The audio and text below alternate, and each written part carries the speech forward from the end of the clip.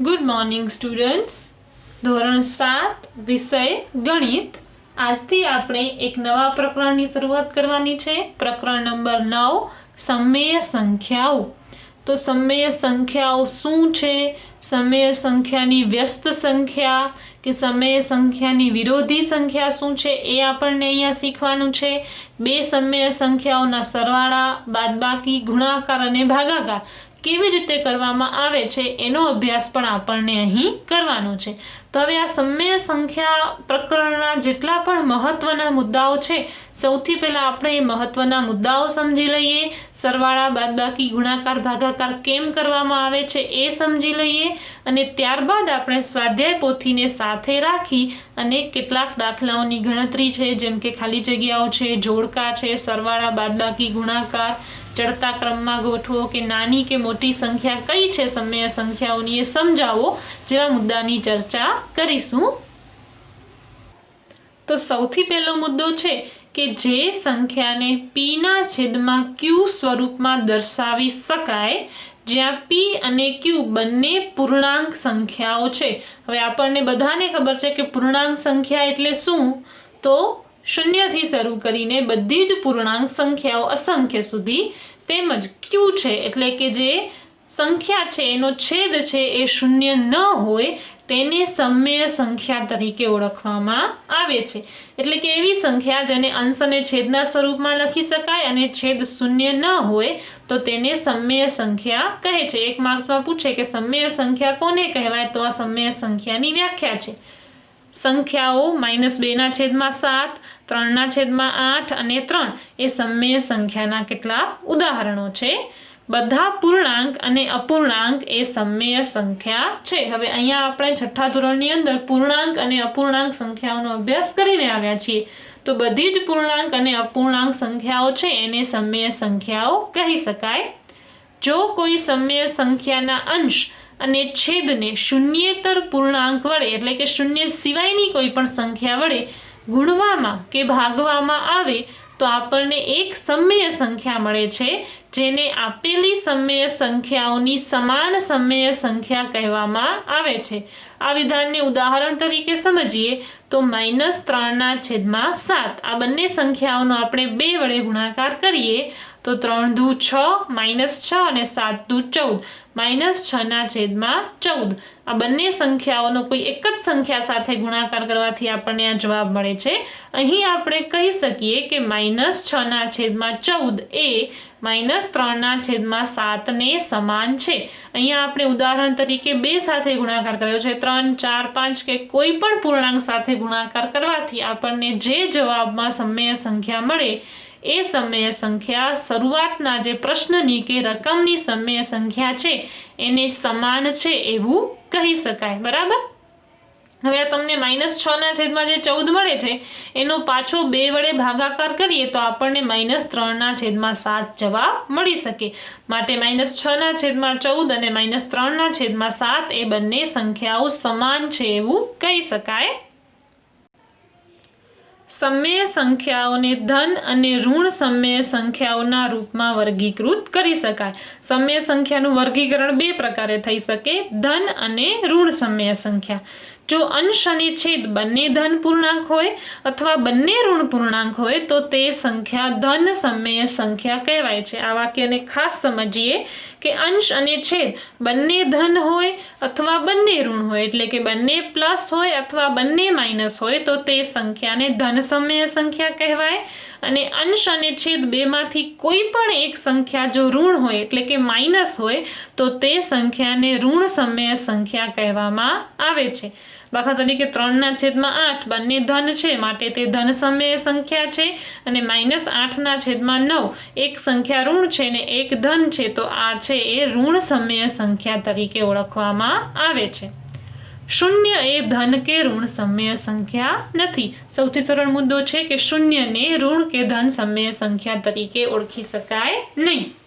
ત્યારબાદ છે સમમેય સંખ્યાને તેના પ્રમાણિત સ્વરૂપમાં ત્યારે ગણી શકાય જ્યારે તેમનો છેદ ધન પૂર્ણાંક હોય તેમજ અંશ અને છેદનો સામાન્ય અવયવ એક સિવાય બીજો ન હોય। ઉદાહરણ તરીકે આપણને -1/3 તો 1નો એક અવયવ 1, 3નો અવયવ 1 અને 3, તો સામાન્ય અવયવ શું છે બંનેમાં? 1.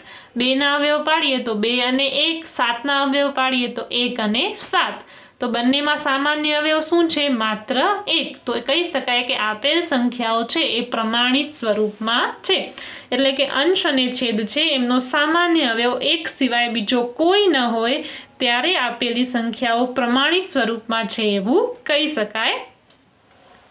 ત્યારબાદ છે બે સમય સંખ્યાઓની વચ્ચે અનંત સમય સંખ્યાઓ આવેલી હોય. તમને કોઈ એવું પ્રશ્ન હોય કે એમાં પૂછે કે 2 અને 3ની વચ્ચેની સમય સંખ્યાઓ તો અનંત અથવા તો અસંખ્ય હોય. કોઈ પણ સંખ્યા તમને કહેવામાં આવે એ પૂર્ણાંક હોય, અપૂર્ણાંક હોય, ધન હોય કે ઋણ હોય. 2/5 અને 8/5ની વચ્ચે કેટલી સમય સંખ્યાઓ છે? તો અનંત. એટલે કોઈ પણ બે સમય સંખ્યાઓની વચ્ચે અનંત અથવા તો અસંખ્ય સમય સંખ્યાઓ આવેલી હોય છે. સમાન છેદવાળી બે સમય સંખ્યાઓનો સરવાળો કરવા માટે છેદને સામાન્ય રાખી અંશનો સરવાળો કરી શકાય. અને જો બે ભિન્ન છેદવાળી હોય એટલે કે છેદમાં અલગ અલગ સંખ્યાઓ હોય એનો સરવાળો કરવો હોય તો પહેલા બંને છેદનો લસા લેવો પડે અને બંને સમય સંખ્યાઓના લસા જેટલા છેદવાળી બે સમાન સંખ્યામાં ફેરવી સરવાળો કરવામાં આવે છે. હવે આપણે 7મા ધોરણની અંદર જ અપૂર્ણાંકોના સરવાળા અને અપૂર્ણાંકોના બાદબાકી શીખીને આવ્યા છીએ. તો એની અંદર જેમ આપણે છેદ સમાન કરતા એ જ રીતનો ઉપયોગ કરીને અહીંયા પણ છેદ સરખા કરી અને સરવાળા કરવામાં આવે છે.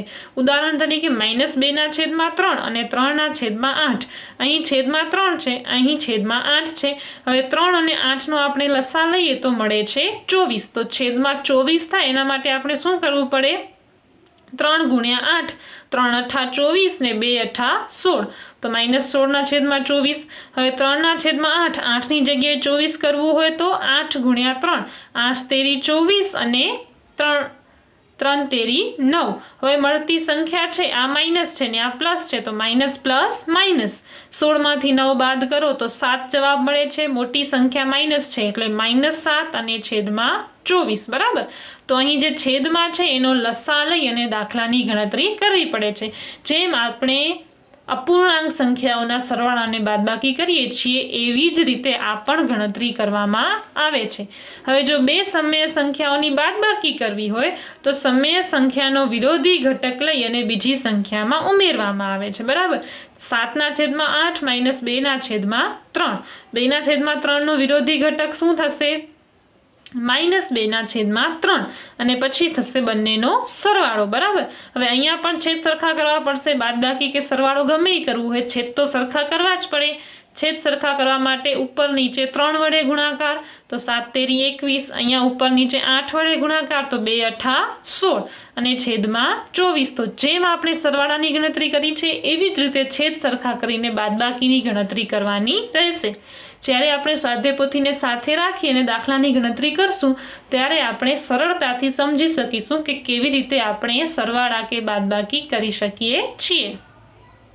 હવે વાત છે ગુણાકારની. તો બે સમય સંખ્યાઓનો ગુણાકાર કરવા માટે અંશ અને છેદનો અલગ અલગ ગુણાકાર કરીએ અને તેને અંશનો ગુણાકાર છેદમાં છેદનો ગુણાકાર સ્વરૂપમાં લખીએ છીએ.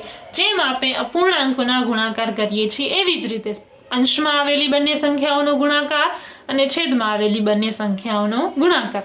હવે ભાગાકારની વાત કરીએ તો જેમ આપણે અપૂર્ણાંક સંખ્યાઓ છે એમના ભાગાકાર કરીએ છીએ એમાં આપણે શું કરીએ છીએ કે ભાગાકારમાં જે બીજી સંખ્યા છે એનો વ્યસ્ત લખીએ છીએ અને ભાગાકારની નિશાનીની જગ્યાએ ગુણાકારની નિશાની મૂકી દઈએ છીએ. બરાબર. હવે અહીંયા 4/3નો વ્યસ્ત એટલે 3/4 એટલે કે ઉલટું લખવાનું છે અને ભાગાકારની જગ્યાએ ગુણાકારની નિશાની કરી અને આપણે ભાગાકારનો જવાબ મેળવી શકીએ છીએ. હવે આપણે જે અત્યાર સુધી મુદ્દાઓ સમજ્યા છીએ એના આધારે સ્વાધ્યાય પોથીને સાથે રાખી અને ખાલી જગ્યાઓના જવાબ કેવી રીતે આપવા એ પણ જોઈ લઈએ. સ્વાધ્યાય પોથી પાના નંબર 11 9મા પ્રકરણના પહેલો પ્રશ્ન છે. પ્રત્યેક વિધાન સાચું બને એ રીતે ખાલી જગ્યા પૂરો. સૌથી પહેલું પ્રશ્ન છે -2/3 અને 10/-15 એ કિંમતની રીતે ખાલી જગ્યા સમય સંખ્યાઓ છે. હવે જ્યારે આપણે 2નો ગુણાકાર 5 સાથે કરીએ તો 2 × 5 = 10, 3નો ગુણાકાર પણ 5 સાથે કરીએ તો 3 × 5 = 15। તો આ બંને સંખ્યાઓને 5 5 સાથે ગુણવાથી આપણને 10/15 જવાબ મળે છે। તો આપણે કહી શકીએ કે આ બંને સંખ્યાઓ કિંમતની રીતે સમાન સમય સંખ્યાઓ છે। બીજી ખાલી જગ્યા છે -2/-3 એ ખાલી જગ્યા સમય સંખ્યા છે। તો અત્યારે જ આપણે મુદ્દાઓમાં વાત કરી કે અંશ અને છેદ બંને ઋણ હોય તો સમય સંખ્યા ધન સમય સંખ્યા બને। ત્રીજી ખાલી જગ્યા છે સંખ્યા રેખા ઉપર -3/4 ને શૂન્યની ખાલી જગ્યા બાજુએ દર્શાવાય છે। તો સંખ્યા રેખા આપણે સમજ્યા છીએ અને આપણને ખબર છે કે સંખ્યા રેખા ઉપર જે ઋણ સંખ્યાઓ છે એટલે કે માઇનસ સંખ્યાઓ છે એને શૂન્યની ડાબી બાજુ દર્શાવવામાં આવે છે।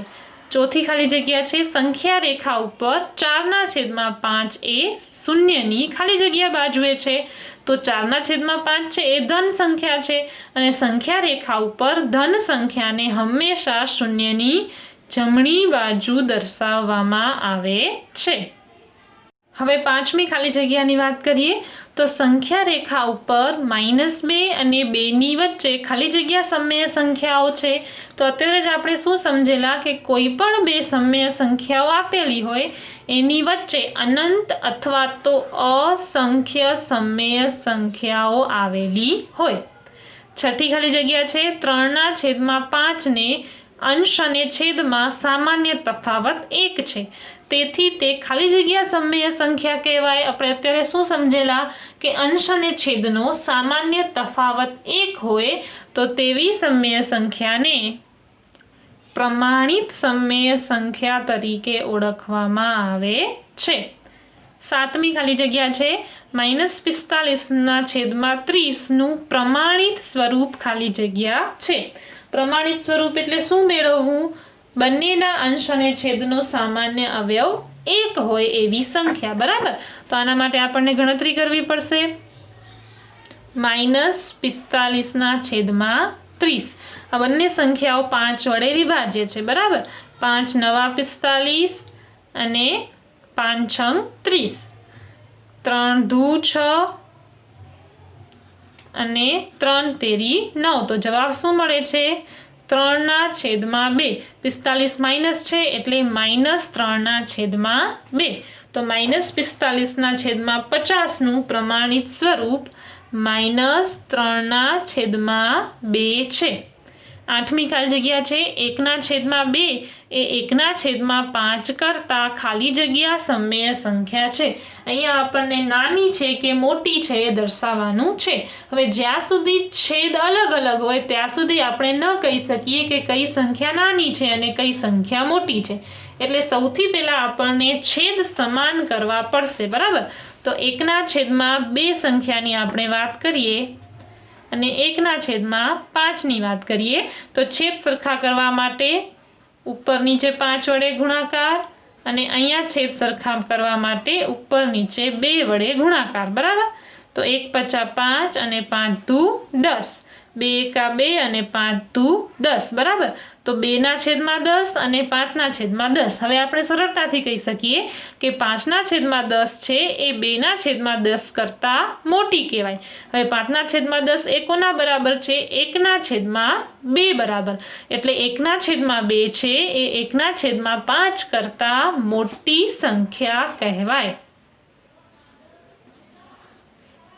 નવમી ખાલી જગ્યા છે 4/7 અને 6/7 ની વચ્ચેની એક સમય સંખ્યા લખો। બરાબર, તો છેદમાં બંનેના 7 છે એટલે છેદમાં 7 આવશે।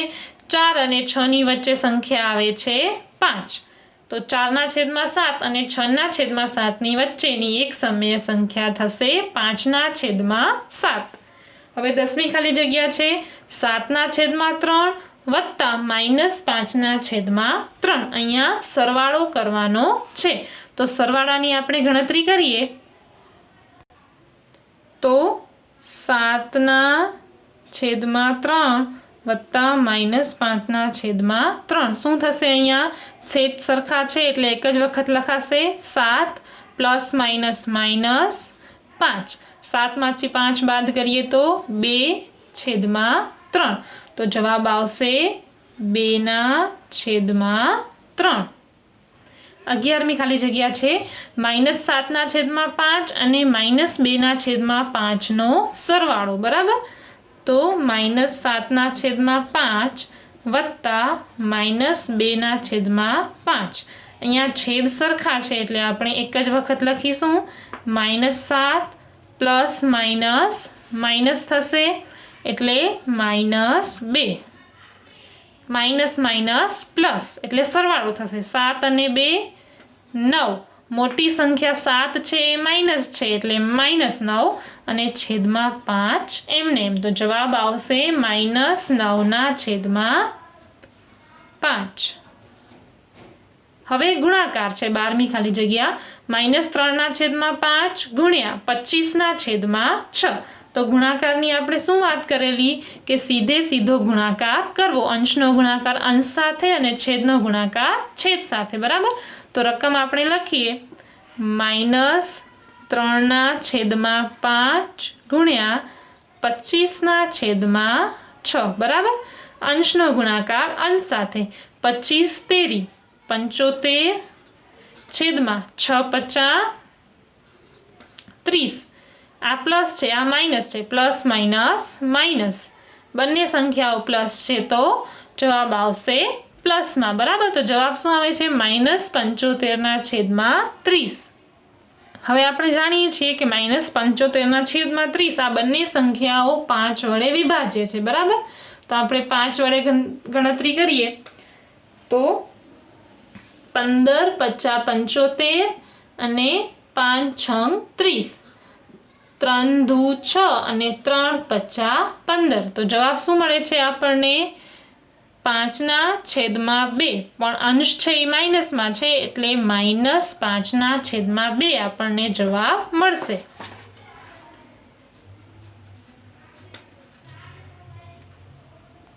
હવે 13મી ખાલી જગ્યાની વાત કરીએ તો -4/9 ભાગ્યા 8/3।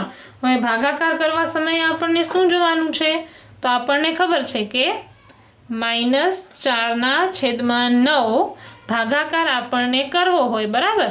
તો -4/9 ભાગાકારની જગ્યાએ ગુણાકારની નિશાની અને બીજી સંખ્યા છે એનું વ્યસ્ત એટલે કે 8/3 નું વ્યસ્ત એટલે કે ઉલટું। છેદમાં 3 છે એ અંશમાં આવશે ને અંશમાં 8 છે એ છેદમાં આવશે, બરાબર। હવે આપણે આની ગણતરી કરીએ તો 2 દૂ 4 અને 2 ચોક 8, 3 તેરી 9 અને 3 એકા 3, 2 એકા 2 અને 2 દૂ 4, બરાબર। તો અંશમાં શું વધે છે 1 × 1, પણ માઇનસ છે એટલે -1 છેદમાં 3 દૂ 6। તો જવાબ આવશે -1/6। 14મી ખાલી જગ્યા છે -3/4 ની વિરોધી સંખ્યા એટલે પ્લસનું માઇનસ અને માઇનસનું પ્લસ, બરાબર। તો 3/4 માઇનસમાં છે એની વિરોધી સંખ્યા થશે 3/4 પ્લસમાં। 15મી ખાલી જગ્યા છે -2/7 ની વ્યસ્ત સંખ્યા એટલે ઉલટું, છેદમાં છે એ અંશમાં આવે અને અંશમાં છે એ છેદમાં, અને નિશાની જે હોય એ જ રહેશે એટલે -7/2, બરાબર। તો અહીંયા છે આપણી 15 ખાલી જગ્યાઓ પૂરી થાય છે। સ્વાધ્યાય પોથી પાના નંબર 13 પર પ્રશ્ન નંબર 5 ની વાત કરીએ તો એની સૂચના છે સાચા જોડકા બનાવો, બરાબર। તો જ્યારે આપણે પહેલા સેમેસ્ટરની અંદર અપૂર્ણાંક કે સંખ્યાઓની ચર્ચા કરેલી ત્યારે આપણે કેટલાક ગુણધર્મો શીખેલા, એ જ ગુણધર્મોની અહીંયા વાત કરવામાં આવી છે। તો વિભાગ એ માં આપણે જોઈએ તો 3/5 વત્તા -1/3। હવે આ -1/3 છે એને પહેલા લખવામાં આવ્યું છે અને 3/5 ને પછી લખવામાં આવ્યું છે। તો આ શું છે સરવાળાના ક્રમનો ગુણધર્મ, કે ક્રમ આગળ પાછળ કરીએ, પહેલાની સંખ્યા પછી ને પછીની સંખ્યા પહેલા એવું લખીએ તો સરવાળાની અંદર કોઈ ફેરફાર થતો નથી। તો આ કયો ગુણધર્મ છે સરવાળામાં ક્રમનો ગુણધર્મ। બીજું છે એક સંખ્યા વત્તા બીજી સંખ્યા અને આ ત્રીજી સંખ્યા બરાબરની જમણી બાજુ શું કરવામાં આવેલું છે, પહેલી સંખ્યાનું જૂથ અલગ મૂકવામાં આવ્યું છે અને બીજી અને ત્રીજી સંખ્યાનું જૂથ બનાવવામાં આવ્યું છે. બરાબર, તો આ જૂથનો ગુણધર્મ છે અને ક્રિયા કઈ છે, સરવાળાની. તો આ થશે સરવાળાના જૂથનો ગુણધર્મ. જ્યારે સરવાળાની ક્રિયામાં જૂથ બદલી દેવામાં આવે, એટલે કે પહેલી બે સંખ્યાનો સરવાળો પછી ત્રીજીનો, કે એક સંખ્યા અને બીજી ત્રીજી સંખ્યાનો સરવાળો પહેલા અને પછી આ બે સંખ્યાનો સરવાળો કરીએ તો પણ જવાબમાં કોઈ ફેર પડતો નથી. તો આ થશે સરવાળામાં જૂથનો ગુણધર્મ. ત્રીજું છે -2/5 વત્તા 0 બરાબર -2/5. એટલે કોઈ સંખ્યાની અંદર શૂન્યને ઉમેરવામાં આવે તો સંખ્યા છે એ પોતે જ જવાબ રહે છે. તો એ થશે સરવાળાની તટસ્થ સંખ્યા 0નું અસ્તિત્વ. કારણ કે કોઈ પણ સંખ્યામાં શૂન્યને ઉમેરવામાં આવે તો સંખ્યા તે જ જવાબ સ્વરૂપે મળે છે. બરાબર, અને પછી છે -4/5 વત્તા 4/5. આ ઋણ સંખ્યા છે, આ ધન સંખ્યા છે, બંને સંખ્યાઓ સમાન છે, એમનો સરવાળો કરવાથી જવાબ 0 મળે છે. તો એ થશે વિરોધી સંખ્યાનું અસ્તિત્વ. જ્યારે બે વિરોધી સંખ્યાઓનો સરવાળો કરવામાં આવે તો જવાબ મળે છે 0. બરાબર, હવે છઠ્ઠા જોડકા છે, પ્રશ્ન નંબર 6, એની સૂચના છે સાચા જોડકા જોડો. બરાબર, તો અહીંયા શું છે, ગુણાકારની નિશાનીઓ છે. પહેલી સંખ્યાને પછી લખવામાં આવી છે ને અહીંયા પછીની સંખ્યાને પહેલી દર્શાવવામાં આવી છે. તો આ થશે ગુણાકારમાં ક્રમનો ગુણધર્મ. ક્રમ ફેરવવાથી ગુણાકારના જવાબમાં ફેર થતો નથી. એવી જ રીતે અહીંયા 3 સંખ્યાઓ છે. સૌથી પહેલા બરાબરની ડાબી બાજુ પહેલી બે સંખ્યાઓનું જૂથ બનાવ્યું છે અને બરાબરની જમણી બાજુ પછીની બે સંખ્યાઓનું જૂથ બનાવ્યું છે. તો આ છે ગુણાકારમાં જૂથનો ગુણધર્મ. ત્રીજું છે -4/5 ગુણ્યા 1. કોઈ સંખ્યા સાથે 1નો ગુણાકાર કરવામાં આવે તો જવાબ તે જ સંખ્યા રહે છે. તો આ થશે ગુણાકારમાં તટસ્થ સંખ્યા 1નું અસ્તિત્વ. ચોથું છે 2/3 ગુણ્યા 3/2. એટલે એક સંખ્યાનો ગુણાકાર તેની વ્યસ્ત એટલે કે ઉલટી સંખ્યા સાથે કરવામાં આવે તો જવાબ મળે છે 1. તો એ થશે વ્યસ્ત સંખ્યાનું અસ્તિત્વ. અને 5 પછી પહેલીનો ગુણાકાર ત્રીજી સાથે વચ્ચે સરવાળો. તો એ થશે ગુણાકારનું સરવાળા પર વિભાજનનો ગુણધર્મ.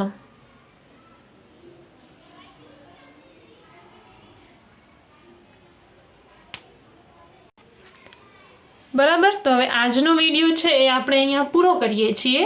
સરવાળા, બાદબાકી, ગુણાકાર અને ભાગાકારના જે બાકીના દાખલાઓ છે એનો અભ્યાસ આપણે આવતા વિડીયોની અંદર કરીશું. Thank you.